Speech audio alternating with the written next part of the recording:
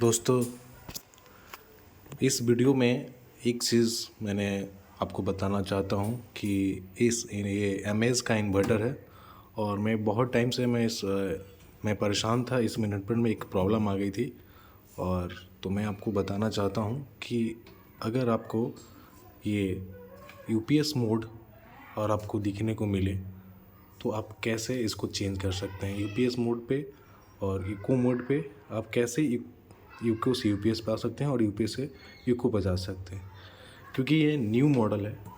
पहले का इन्वर्टर जो होती थी वो पीछे की साइड में, यानी कि पीछे की साइड में, इधर की साइड में एक बटन दिया जाता था, जिसमें आप उस बटन चेंज करने पे आपको यहाँ फ़ॉन्ट चेंज हो जाता था।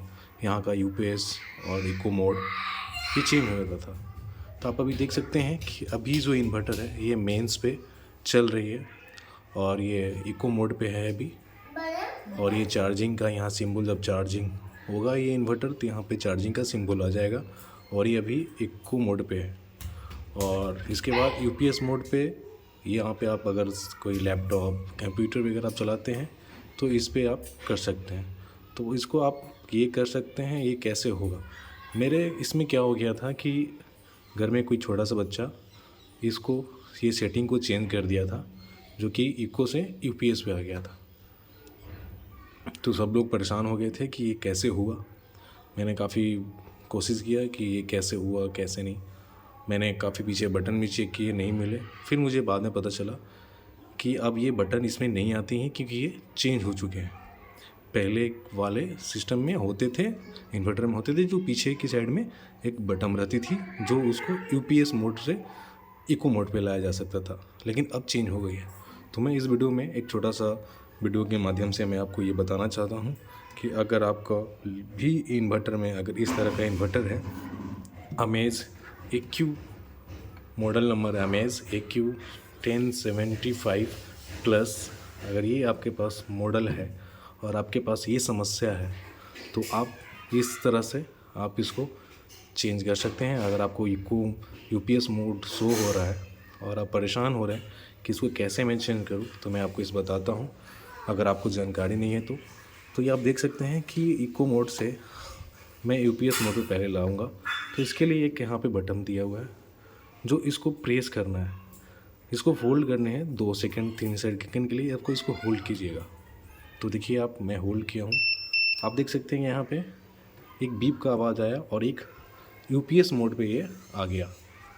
तो स्टार्टिंग में मेरे इसमें यही हो गया था, कोई बच्चे ने आके यहाँ पे एक क्लिक कर दिया था यहाँ बटन को बहुत देर तक और इससे यूपीएस मोड पे आ गए थे। जो घर वाले परेशान हो गए थे कि ये कैसे हो गया और मुझे भी समझ नहीं आ रही थी। फिर बाद में मुझे पता चला कि इस तरह से ऐसे हो गए हैं। तो आपके भी घर में अगर इस तरह से हो गए हैं तो कृपया आप घबराएं नहीं, इसको आप खुद से भी चेंज कर सकते हैं।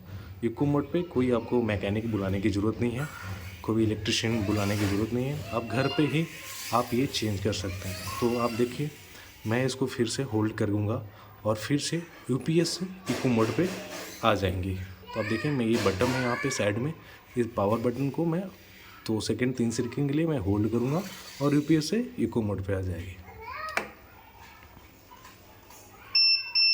देख सकते हैं, ये आप फिर होल्ड करने पे यहाँ आ गई इको मोड पे। हमेशा आप अपने घर में इको मोड पे ही रखें, यूपीएस मोड की ज़रूरत नहीं पड़ती है, क्योंकि अगर आपको लैपटॉप भी चलाना चाहते हैं या फिर सिस्टम चलाना चाहते हैं तो इको मोड से भी चला सकते हैं। लेकिन ऐसा नहीं है, अगर करना चाहते हैं, अगर आपको सिर्फ सिस्टम ही चलानी है, सिर्फ आपको लैपटॉप कंप्यूटर का ही काम करनी है, तो आप यूपीएस मोड पे ही कर सकते हैं, जो कि इस पावर बटन से आप चेंज कर सकते हैं। पहले की मैं बताया कि पहले वाले सिस्टम में ऐसे होते थे, पहले वाले पुराने इन्वर्टर में ऐसे होते थे कि पीछे बटन, पीछे की ओर इनके सिस्टम के पीछे और बटन दिया जाता था। लेकिन अब ऐसा नहीं है, अब पावर बटन में ही इनका चेंज करने का ऑप्शन है। तो आई होप कि आपको ये वीडियो पसंद आई हो और आपके लिए यूज़फुल हो। तो कृपया इस वीडियो को लाइक एंड सब्सक्राइब ज़रूर कीजिएगा। धन्यवाद।